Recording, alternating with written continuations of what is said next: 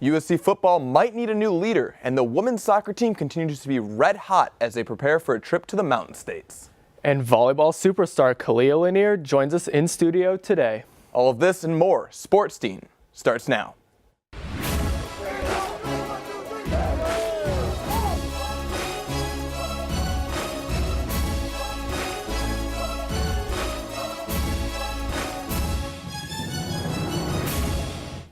Welcome to another episode of Sports Scene. I'm Sam Arslanian. And I'm Nick Kaufman.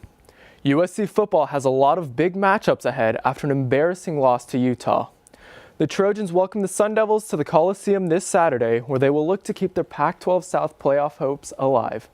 The Trojans are looking to extend their 19-game home winning streak this weekend against Arizona State. The Sun Devils sit at last place in the Pac-12 South. USC is looking to rebound after last week's loss to Utah in order to keep their Pac-12 championship game hopes alive. The USC offense hasn't been able to get their running game or passing game on the same page all year. The Trojans only put up 132 passing yards and 73 rushing yards last weekend. Head coach Clay Helton talked about an increased emphasis on reviewing film. We spent less time on the practice field and really was overcritical of the tape. And really attention to detail to the tape. And I'm hoping that pays off in practice and hope it pays off Saturday afternoon. If the Trojans want to beat the Sun Devils, USC will have to have a much better second half performance than they are used to, because each of Arizona State's losses this season have been by a margin of just 7 points, Sam. Jeez. The Sun Devils boast the 16th leading rusher in the country in Eno Benjamin. He has amassed 753 rushing yards and 7 touchdowns.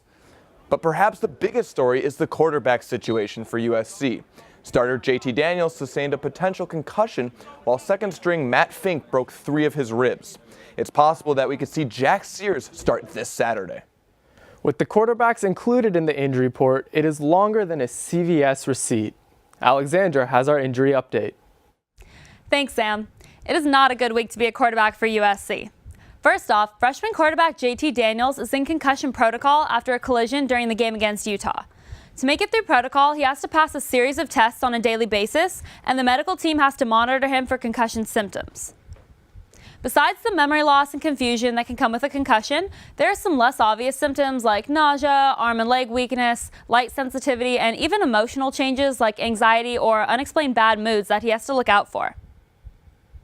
Every player has had a baseline evaluation before the season, so he'll have to keep being tested every day until his results match his baseline, and then the medical team can clear him to play again. JT has been making good progress, but this really is a day-by-day kind of thing, so Coach Helton still says he's preparing the team as if JT won't be playing this week.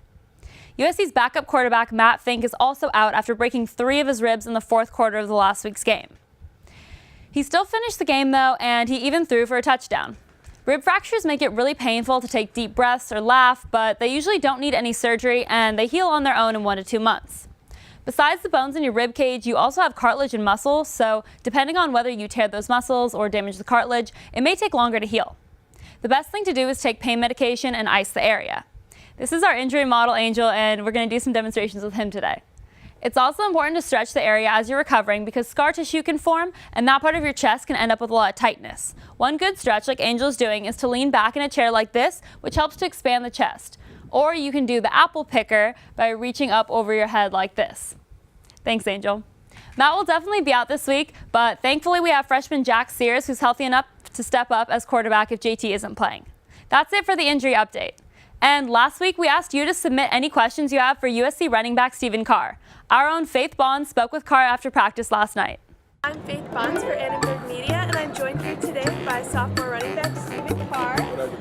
And he's here to answer all your questions from social media. So, are you ready, Stephen? Yeah, I'm ready. All right, let's get it started. First question, what do you do to get you into the zone before a game? Listen to music, that's always the go-to for everybody. Laughs, all smiles before the game, I say.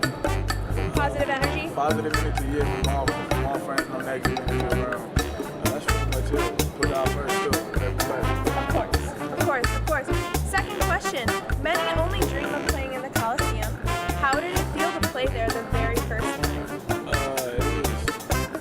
amazing, electric, especially especially considering that I scored my first 2 touchdowns that game. It was one of my biggest games ever.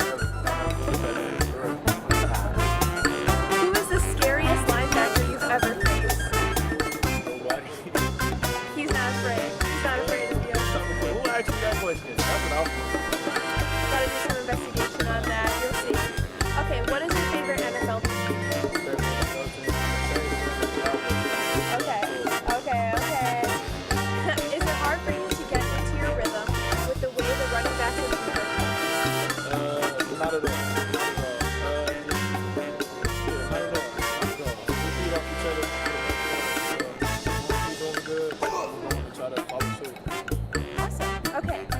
And last but not least, what encouragement would you give other young players wanting to play football? Make full decisions. Everybody tell you things. Because you can. All right, that's Stephen Carr. Thank you so much for your time today and the show. Thank you for interviewing me. Of Appreciate it. course. Well, that was fun. Now, I'm joined here by Natalie Reddington and Daniel Huynh. Today, we are doing another installment of Agree Disagree.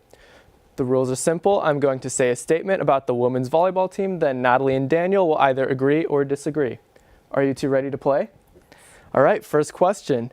This Friday, the Trojans take on top-ranked Stanford, who they lost to earlier this season. USC will beat the Stanford Cardinal this time around.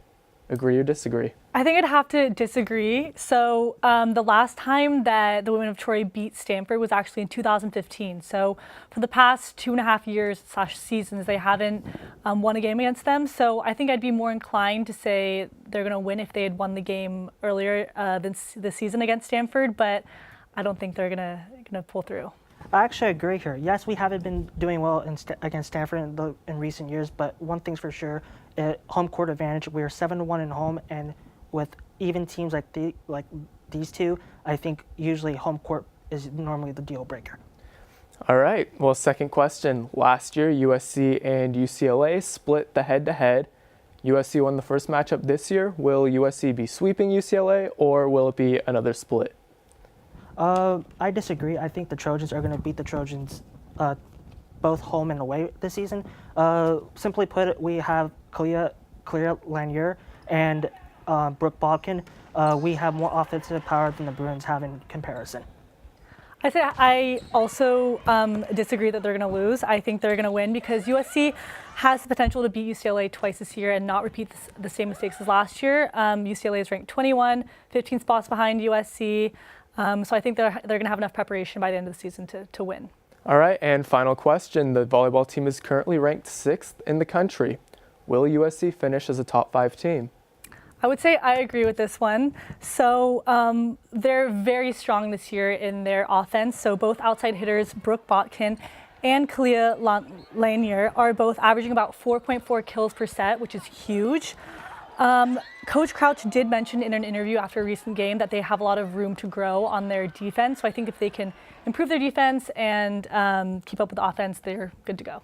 I also have to agree with Natalie here. Simply put, we have way too much offensive power. National championship is a different story, but we're way too talented not to be in the top 5 this year. All right, well, that's all the time we have for Agree Disagree. Thank you, Natalie and Daniel. We're now going to send it to Sam, who got a chance to catch up with Khalia Lanier in studio earlier today. So I want to start with your background. Coming out of high school, you had a laundry list of awards to your name. You could seemingly play anywhere. So why USC? I was deciding between Texas, USC, and Stanford for my final 3 choices. And when I just came on campus here, it was kind of like a gut feeling that I just felt really good, trying to balance the sports environment with the school atmosphere and kind of getting to go and experience that college experience. So it was mostly just a gut feeling, and I know that sounds crazy, but it really was what that came down to. And with that, I'm so happy that I listened to my gut, and sometimes you just gotta trust your instinct. So how do you prepare to go up against a team like this? Stanford is definitely very physical. All their girls are above 6'5", 6'6". So I think it's really definitely against a team like that, like a national championship winning team in the past 2 years. The mental aspect of the game is the most important thing. You see how tall they are, how physical, how they're hitting balls, and it kind of is intimidating. It can be for anyone, whether you're in the stands or you're us playing on the court. So just kind of leaning on your teammates once again and finding confidence within them and knowing that they'll cover you if you get blocked or if you make a mistake, someone's always there to kind of pat you on the back and move on. I think that's the most important thing with those big teams and teams that are in the top 10 and ranked teams, because really anyone can lose or win on a given night, but just as long as you have that mental focus and the mindfulness of being in the game and trying to learn from your mistakes, I think that's what makes a national championship winning team. This past week in sports was yet another where former Trojans displayed their talents. Both on the field and on the court, so many former Trojans excelled, helping their teams in some big moments. Ronald Jones II, who played for USC from 2015 to 2017, has started to make some noise in the NFL. The Tampa Bay Buccaneers used a second-round pick on him in the 2018 draft and have slowly implemented him into their offense. Inactive the first 3 weeks of the year, Ronald Jones, or Rojo as he likes to call himself, finally got some decent playing time in Week 7 against the Browns. At the end of the third quarter, the Bucs had a 1st and goal from the 2-yard line. Winston took the snap and handed it off to Rojo, who found a hole and scored the first touchdown of his season and his bright young career. Expect to see a lot more of Rojo in that Buccaneer backfield. Moving from the field to the court, many former Trojans began a new season last week as the NBA tipped off last Tuesday night. One former Trojan who made a lot of headlines this past offseason was DeMar DeRozan, who spent the first 9 years of his career in Toronto. DeRozan was shipped off to the Spurs in a deal that brought Kawhi Leonard to the Raptors, a trade that turned a lot of heads. DeRozan demonstrated his loyalty and love to the city and felt disrespected by the trade. Before the season began, DeRozan tweeted this, an obvious shot at the Raptors. DeRozan wants to make sure the Raptors regret trading him, and so far, DeRozan has done just that. DeRozan is averaging over 29 points, 5 rebounds, and 9 assists per game, and has led the Spurs to a 2-1 record, including a big overtime win against LeBron and the Lakers. The Spurs' first game against the Raptors is January 3rd, and I would bet that DeRozan has that one circled on his calendar. That's all for your Trojan update. Sam and Nick, back to you. Nick, at this point, I'm thinking you should just lace up your old cleats, get on the field, walk on the football team. You know what they say? Great moments are made from great opportunity. So I think you should get out there. I'm not too sure about that, Sam. I mean, have you seen my stats? Yeah, you have a high school record, right? I do, but I don't think it's a record you really want to be bragging about. I have negative 23 career rushing yards, and I'm pretty sure I sustained a concussion on that play. Yeah, but here's the thing. You still have 4 years of eligibility, so if USC is looking for a long-term quarterback solution, they might have one in you. All right, well, Coach Clay Helton, if you're watching, I'm ready for this Saturday. Well, that does it for us here today. My name is Sam Arslanian. And I'm Nick Kaufman. Be sure to follow us on Facebook and Twitter at Annenberg Media Sports. We'll see you next week.